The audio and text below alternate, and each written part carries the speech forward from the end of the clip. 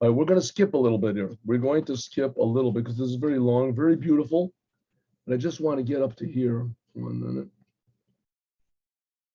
Oh, okay. So what do we talk about?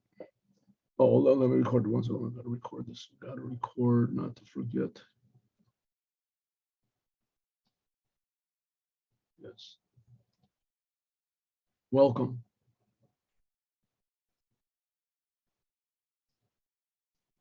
All right. So we are continuing in this speech that the Lubavitcher Rebbe gave in 1991. And it is about explaining to us the message which God is sending to us in what's happening this Shabbat. The message. Yeah, good. What is the message? Well, first of all, let's talk about what's so special about this Shabbat. So the Rebbe said, first of all, it is the last Shabbat in the week, in the month of which the last Shabbat of every month, we say a special prayer that blesses the next month. And what is the next month? The next month is the month of Elul. And the month of Elul is the month of reckoning, the month of self-inventory, month of Elul.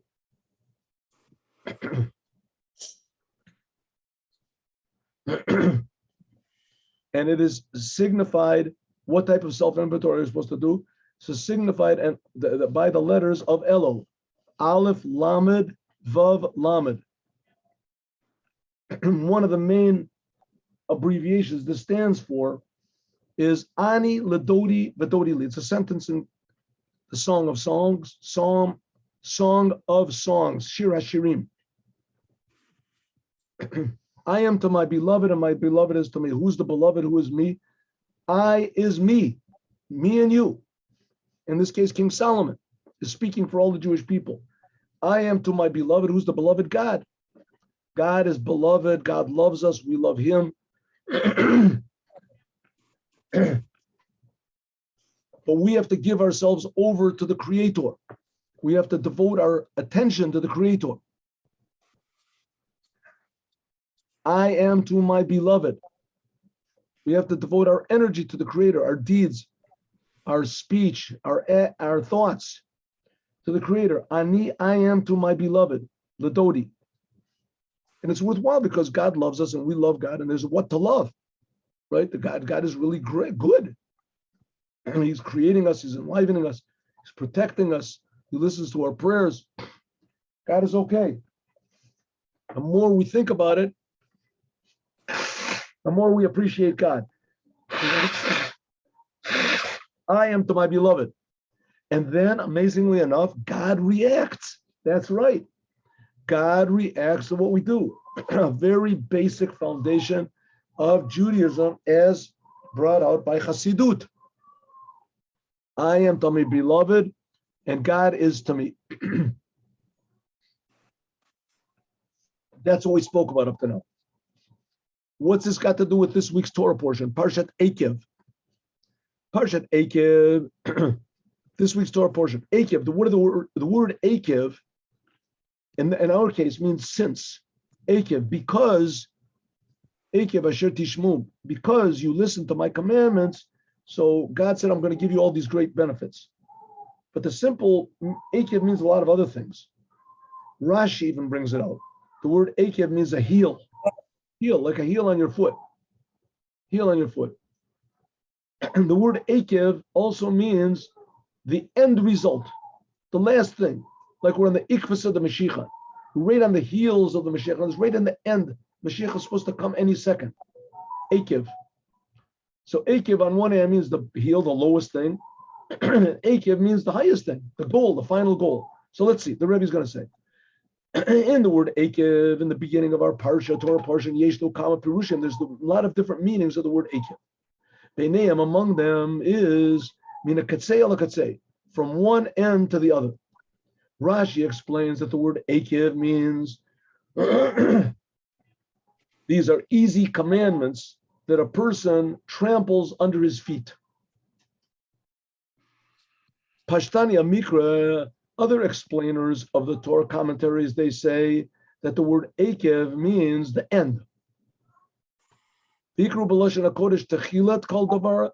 The beginning of everything is called the head of everything. The beginning is called the head. Breshit, rosh, the head. V'kein, and also the end of everything is called the heels. Because Allah yitfos dimyono ba'adam, because the word heel can be compared to like a person, the head of a person. That's the beginning of a person. Usually the head comes out first, also from the womb. And the heels, that's in the end, that's the finality. Like la'olam akev, schar ba'acharona, right? The reward that comes in the end. Akev.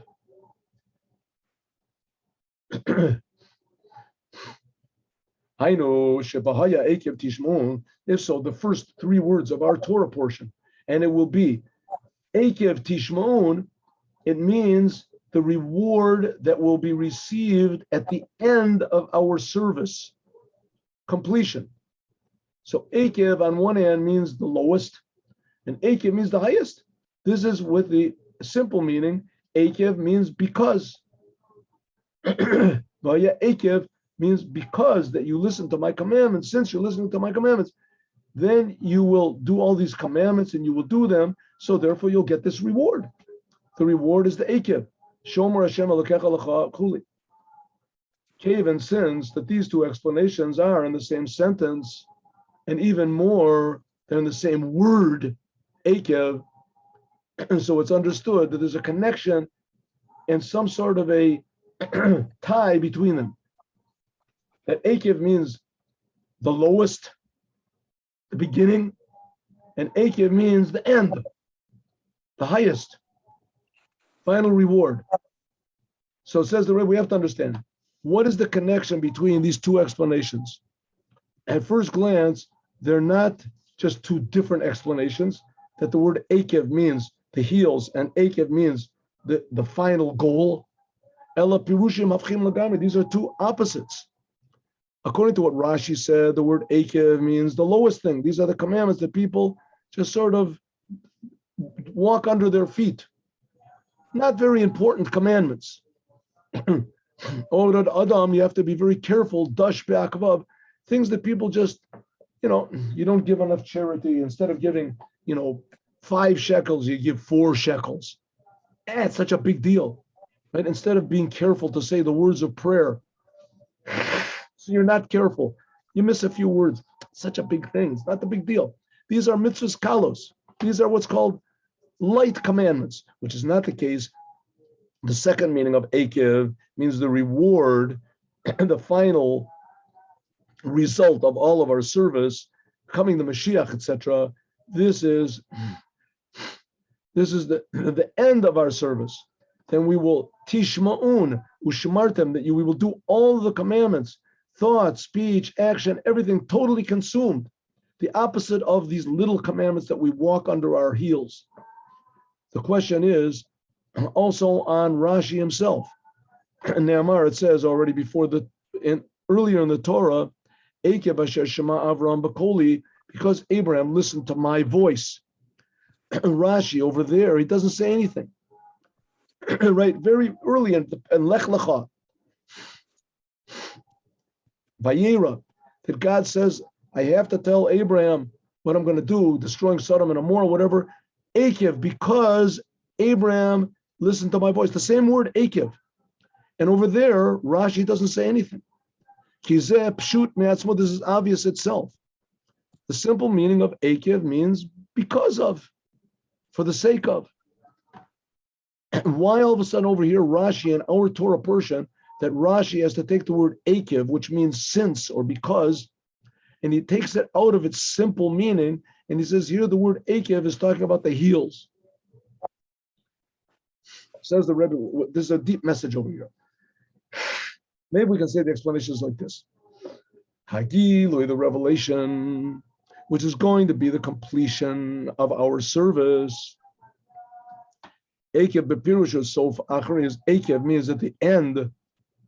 And that's what we said before. Dodi li. Ani la dodi, that's the beginning. That's the beginning of service. Dodi li is the end. That's like the Akev, the final result. This is caused by what? Techilat avoda, how we, what the most simple beginnings, how we begin. The simple commandments, ani la dodi. Okay, what's the Rebbe saying? What does he say? Ani la dodi, dodi li. Right, that's the month El. Ani la dodi means I go up to my creator. Now, come on, really, what connection have I got to the creator? You know how many things God creates? You know how many people God creates? You know how many Jews God creates? I am going to have an effect on God. And not only that, how do I have an effect on God? I say a few words. Here he says, no, even the little commandments, the light commandments, right? The simple commandments that a person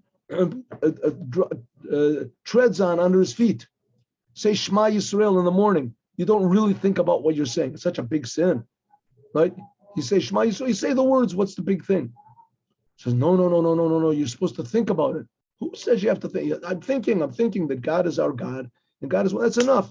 He says, no, you have to have intention. When you're saying it to God.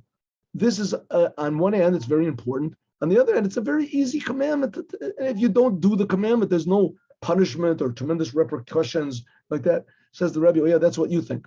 The fact of the matter is, the beginning of the service, even the most simple commandments that you do in the morning, you wake up and you say Moda Ani, right? You wash your hands next to the bed. These simple commandments that a person can find all sorts of excuses not even to do. So this is the basis and the beginning for the result that's going to be in the end. Ani ladodi, I go to my beloved, even giving God the littlest, smallest, seemingly insignificant thing. This is what results in the end in Dodi Li, that God comes to us. That's going to be the revelation for the Mashiach. Al derech, like we say, like it is in the whole month of Elul. Even though that this is the last month of the year, after all of the service of the whole year, but this is the beginning. It starts with the letter Aleph. The Rebbe said that before. Remember yesterday that the letter Aleph is the beginning, the first letter of Elul. Since that by means of the beginning of the service, we can only by that, by having completion in the beginning of our service, can we reach the completion in the end of our service. Just an innuendo in Chabad, they placed a tremendous importance about how to teach the children Aleph Beit. Tremendous importance. Here you learn Aleph Beit, the children learn when they're 3 years old, right? Tremendous importance is put on how to teach the children Aleph Beit, right? You learn in school, regular school, you learn in public school, right? How do they teach children the ABCs? How do you teach the ABCs? You say it a couple times, A, B, C, D, E, F, G, H, I, J, and then you start to put it into words, right? The letter A, that's in the word apple. The word B, that's in the word the boat. The word C, that's in the word cat. So the letters serve the words. The letters are just a means by which we can convey ideas. They're just a means. In Judaism, it's not that way. In Judaism, the letters are holy. The letters are more important than the message. The letters of the Torah come from God. It happens to be that these letters also convey the message that God wants to give. But the message that God wants to give, that's understandable. And the letters are not understandable. The letters are pure godliness. They come from nowhere. Therefore, the letters are holy. That's a good example of how Aleph is the beginning. But on the other hand, Aleph is the very foundation that brings to the total revelation of God in the end. When you realize that the letters of the Torah are holy and the letters themselves hold no meaning, right? Any fool in the street can just learn how to say these letters. They say the letters in Sanskrit or any letter. But the letters of the Torah are holy. And when a person feels that, even though they're simple, the most simple things that you can tread under your feet, but nevertheless, that's the whole basis that brings the total revelation of Mashiach in the end. So the beginning is stuck in the end. We can understand another thing, another way of Cheshbon Nefesh in the month of Elul, another calculation of the soul in the month of Elul, especially connected to the time of the future redemption. The future redemption, which the Rebbe stresses so many times that we have no idea why it's in the future. It should have happened a long time ago. But any second it has to happen. Moment, like we spoke about Kamapami many times, Ubefran, and especially lately, Shekiv and Shechakalo B'Kol Yom Shavo.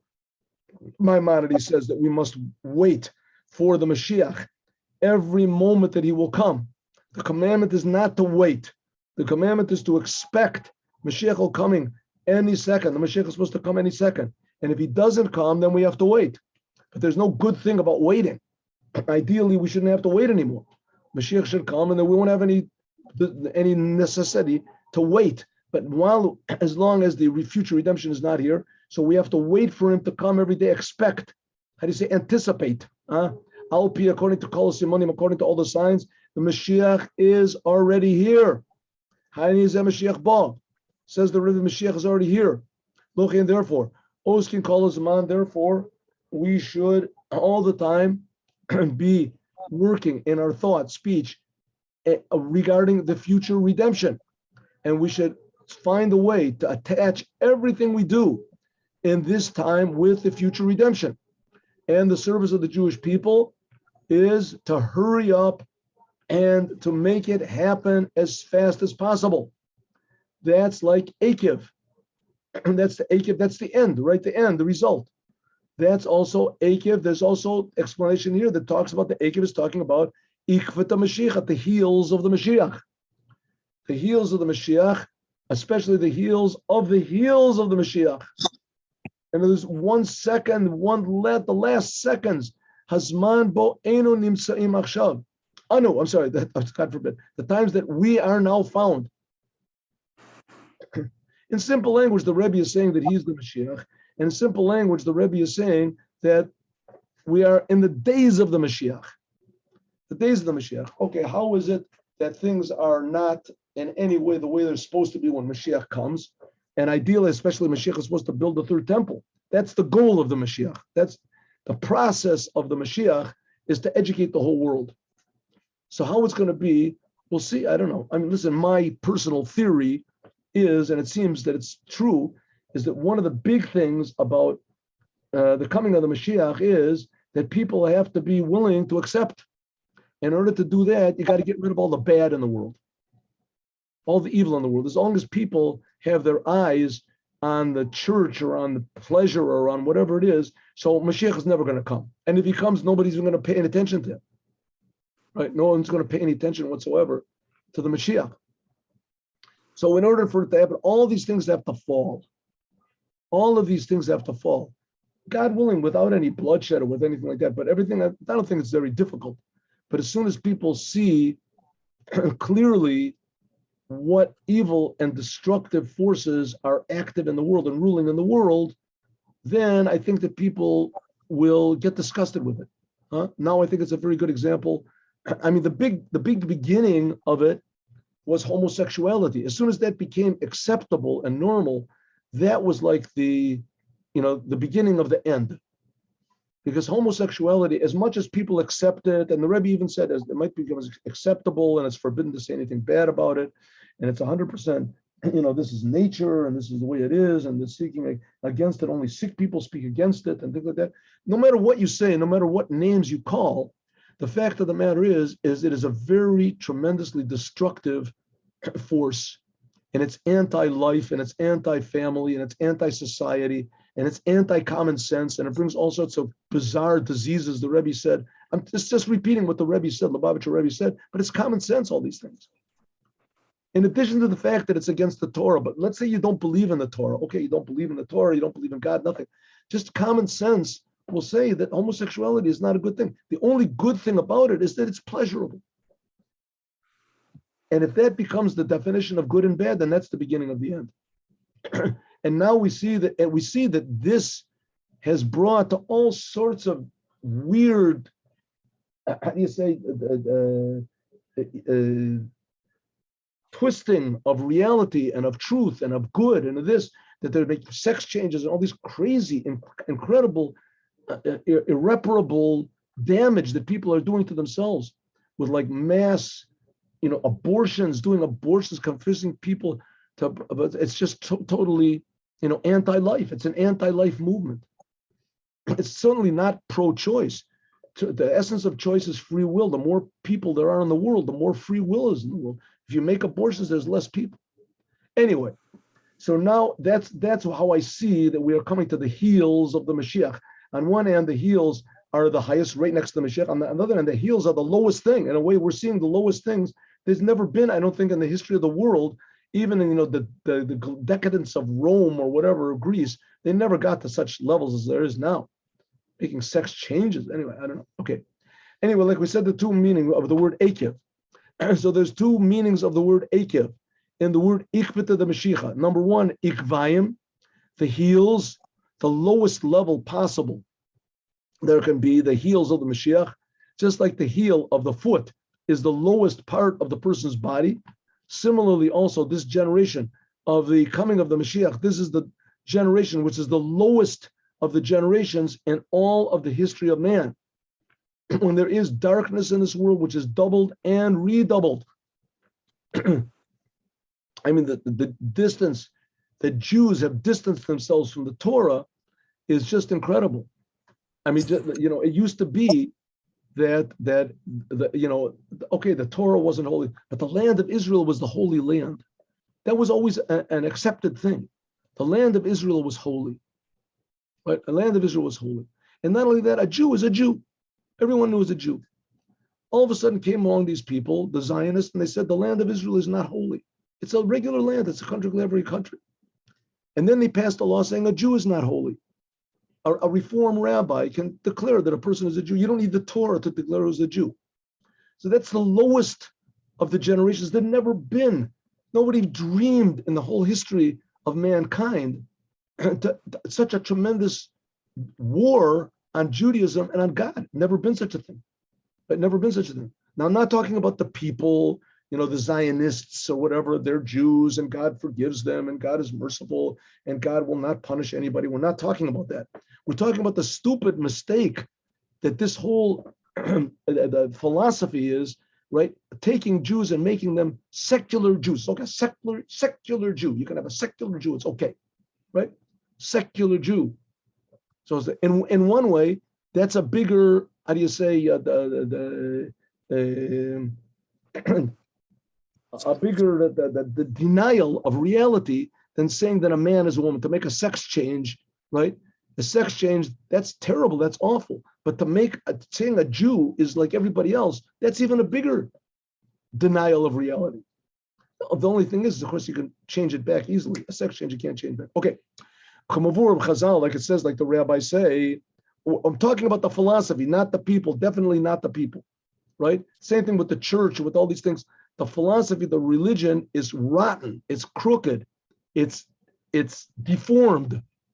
But the people are people, they're genuine people. I'm sure that there must be evil people also, and that God will decide, not me.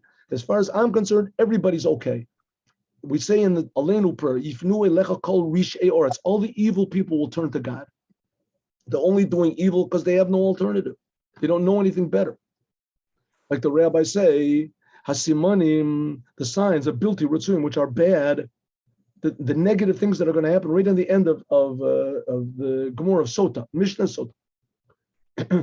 The darkness is which is going to be the ikvis of the Mashiach, the heels of the Mashiach, worst generation of all, chutzpah sayazki. It says there's going to be tremendous chutzpah, people will be against God, raining, spitting in the face of lowest generation possible. On the other hand, it says, Sofa Achrit, ikvis the Mashiach means right at the heels. We're almost caught up to Mashiach. That refers to the last seconds of exile, and immediately will come the last seconds right before the Mashiach reveals himself. Because all of the ends have already finished. The Amdu Muchanim Lagula, we're all ready for the future redemption. This, by the way, that was said that all of the projected times for Mashiach have already passed. This was said about 1,700 years ago, 800 years ago, in the Gemara, in Sanhedrin.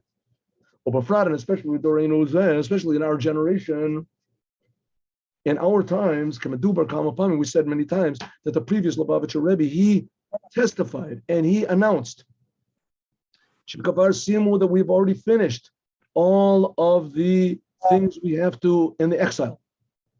The Simu Gam Kaftorim, we're all ready for the parade to accept Mashiach, and we've already shined up all the buttons on our uniform.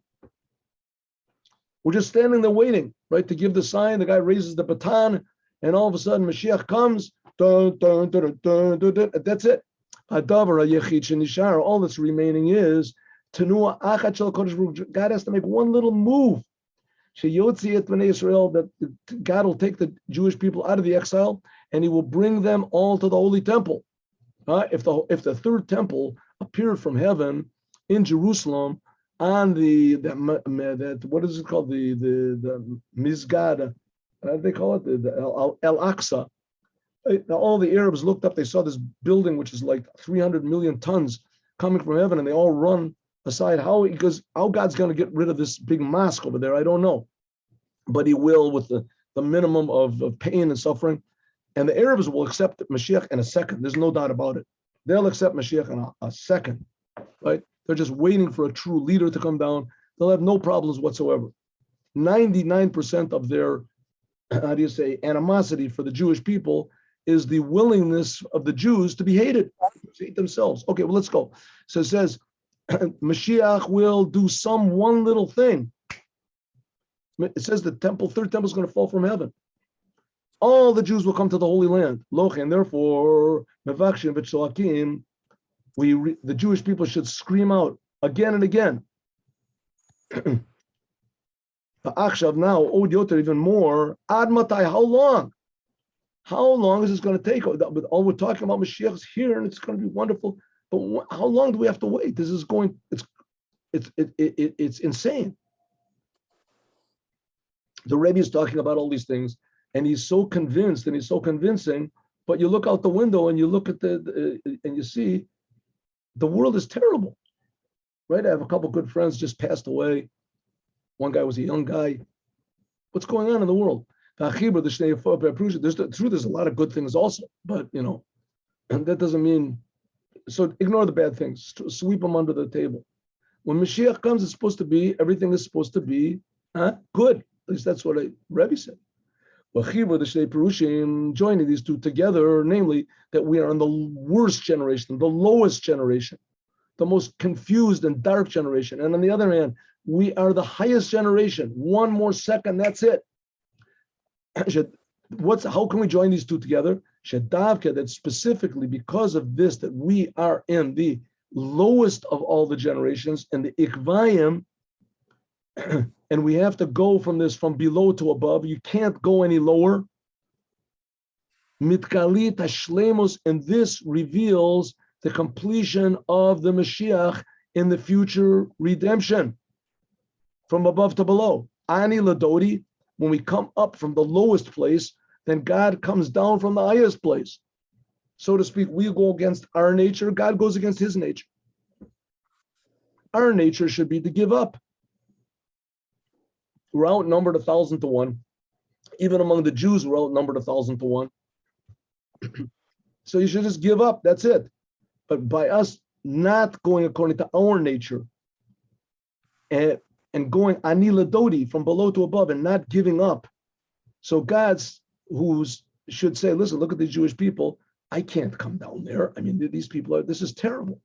Look at them. But when there's one person calls out to God genuinely, so God will come from the highest places. He'll do these amazing miracles. How it's going to be, I don't know, but that's what the Rebbe says. Until there is joining together these two things together, that the lowest level of exile actually becomes redemption. Remember we said before, how do we make the exile, this terrible, dark, confused, deformed exile into a beautiful, wonderful, meaningful, blessed redemption? Just by putting one letter in. It's not missing very much. You don't have to destroy nations or assassinate somebody or things like that. It's not necessary. It won't work anyway. It's not the way to do it. The way to do it is only put in the aleph. But Tosfos aleph, just to add good. The Beis Hamikdash Shlishi in the third temple. Shu Gam Kain Beit Hamikdash Mishulash. This is also a triple holy temple. What do you mean triple? It will contain the first temple, which came from above to below, and the second temple, which was from below to above.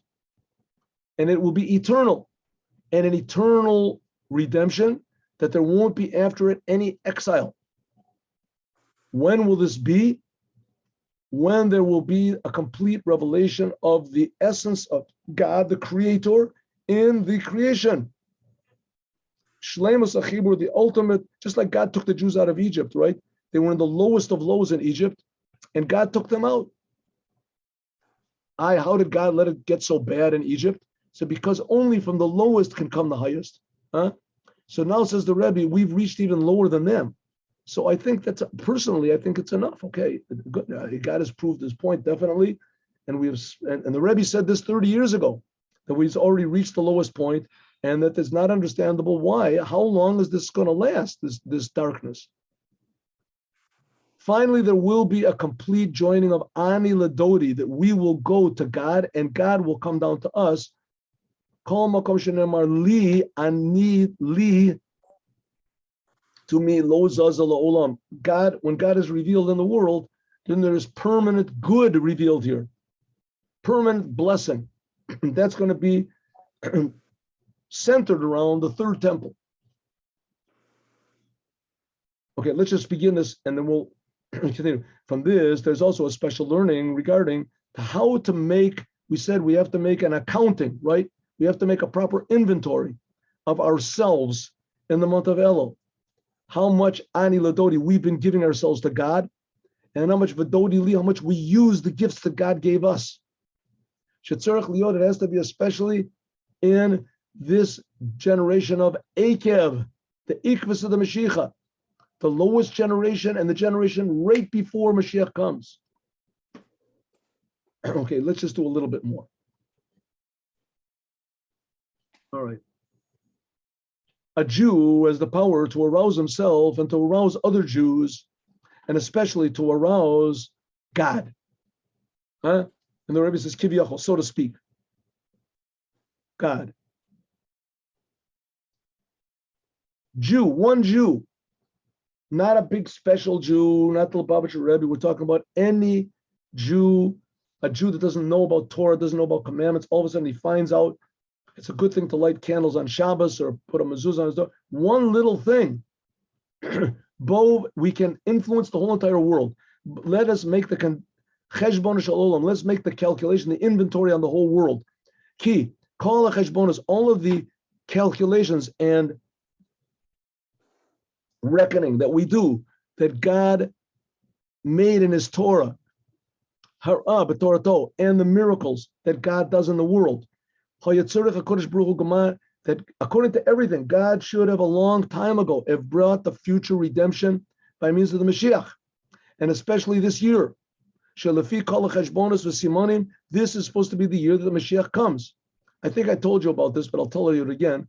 There was the famous story, the Kloisenberger Rebbe, Rabbi Halberstrom, and he was in the Holocaust. He lost his whole entire family, 11 children, his wife, his parents, his wife's family. He said like about 200 people from his family that he knew immediately. So they asked him and he got out. He got out and miraculously he remarried and he had 11 children. So they asked him, what was the most traumatic experience, the worst experience that you had in the Holocaust? The worst experience. And he said, the worst experience was the day we got freed. He said, they got freed. I thought that would be the happiest. He said, no. He said, the Americans came and freed us. That was the worst thing in the world. I was sure after what we went through and after what I saw, and after I saw the suffering of the Jews, and nevertheless their resolution to remain Jews, I thought for sure Mashiach would come to redeem us. When the Americans came, it was only the Americans came. I was tremendously disappointed. And especially when we are now in the third month, we are into the 3 weeks all the Jewish people are learning the laws in the 3 weeks. We're coming from these 3 weeks that all the Jews learn the laws of the Holy Temple. And God said that by means of this, I will treat it as though you have built the third temple.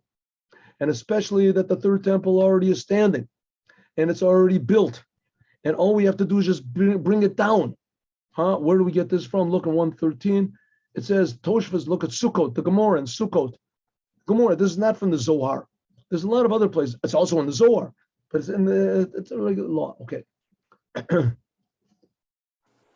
The Beit HaMikdash is already there, so we don't have to do that much. So it comes out that after the 15th day of, that from here we add on days of learning Torah. The nights get longer.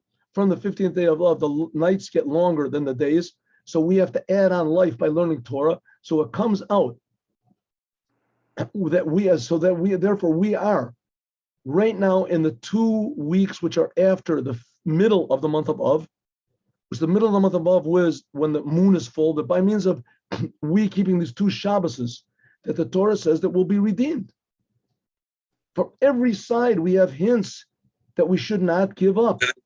But hello? 1 second, let me just finish. You can ask questions. Nosaf Lezeh, in addition to this, we're also on Shabbat Mavorchin. We're blessing the month of Elul, the month that God is found in the field. God comes out and makes himself available to everybody. It's true in a more, informal way, that then everyone has the permission and the ability that anyone who wants to come and meet the king, that come and the king will accept you with a smiling and a glowing face. In addition to this, we're also found in a synagogue, and we're found in a place of learning and a place of good deeds, and also a bunch of Jews all together. In fact, we're with many groups of 10. So therefore, a Jewish, now we are receiving powers, tremendous powers, the greatest powers. And we also have the merit. We have the merits of the past generations. And we have the responsibility to request and ask from God, Ad Matai, how long? God, how long is it going to take? As we'll continue, God willing, tomorrow. I just want to remind everybody, tomorrow, Wednesday, there will not be classes in the morning and the afternoon. My wife is schlepping me to a vacation. We're going to a vacation, 1-day vacation, which I'm gladly going on and with great joy in case my wife sees this. We're going on a 1-day vacation. And so there won't be classes, but I will, God willing, try to record tonight, pre-record, and you'll be able to see the classes on what's it called, YouTube tomorrow. So there will not be classes in the morning or in the afternoon, and I will try to record the classes. All right, let's just do the Yom Yom. There will be a class today at 1 second. We have a question. What's the question here? Is B'Simcha Gedola going on to Torah? Okay, good. Oh, thank you. Thank you very much. I appreciate it. Now let's do Yom Yom.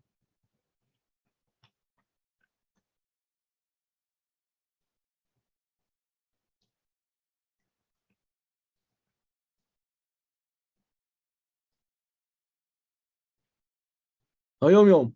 Okay, this is not for everybody, but there's some people that put on 4 pairs of tefillin. Not exactly 4 pairs, you'll see. I am not one of those people to do it. There was a big movement in Chabad, especially by the Mashiachs, to do it. I sort of considered, but anyway. But the fact is that there are 4 different orders of putting on tefillin. There is Rashi, Rabbeinu Tam, Shmushi Rabbah, and the Ravad. Okay, what do these go according to? There are 4 paragraphs in the tefillin. 4 paragraphs. The order that these paragraphs are put into the boxes was debated. Some people say it was put in one way, some people say in another way. Generally speaking, that was the opinion of Rashi and the opinion of Rabbeinu Tam. And there was someone who asked a question. There's a book called Shalos V'Tshuvos Min HaShamayim. and he asked a question, and a dream question, and he got an answer back in his dream that both of them are right. It's just talking about different levels of spirituality that they connect to.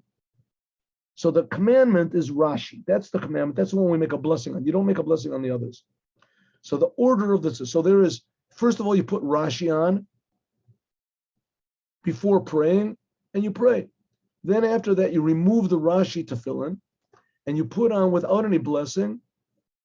I'm sorry, you remove the Rashi tefillin just from your head, and you put on without any blessing what's called shmusha rabbah, just the head of this other order of the four portions, which is called shmusha rabbah. That's what it's called. And then you say Shema Yisrael, and you say Tehillim, and etc. Then after that, you take off both the hand tefillin of Rashi and the head tefillin of shmusha rabbah that you now have put on in place of the head tefillin of Rashi. You took off the head of Rashi and put on shmusha rabbah. You take them both off, and then you put on Rabbeinu Tam tefillin, right? And you say Shema Yisrael. And some people say you study a chapter of Mishnah. Of course, this takes a little bit of time. Then after that, you remove the head tefillin of Rabbeinu Tam, and you put on the Ravad tefillin without a blessing, and you learn the Chumash with Rashi or whatever. Okay. So in other words, the people who want to put on four, and I knew some people that actually did. There were some people that the Rebbe told them to put on. So what do? First Rashi, then you take off the head tefillin of Rashi and put on this other order of parchments of tefillin in the head, which is called shmusha rabbah. Then you take both of them off, you put on Rabbeinu Tam, and you remove the head of the Rabbeinu Tam, and you put on the Ravad. That's the way those people who put on 4 pairs of tefillin, that's what they do. So it's really not 4 pairs of tefillin.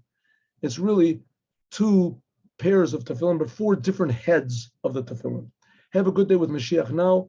Thank you very much. There will be a class at 3 o'clock. Will, yes, positive class, 3 o'clock. Tomorrow there will not be a class. On Thursday there will be classes as usual. God bless you all. See you today at 3 o'clock, I hope.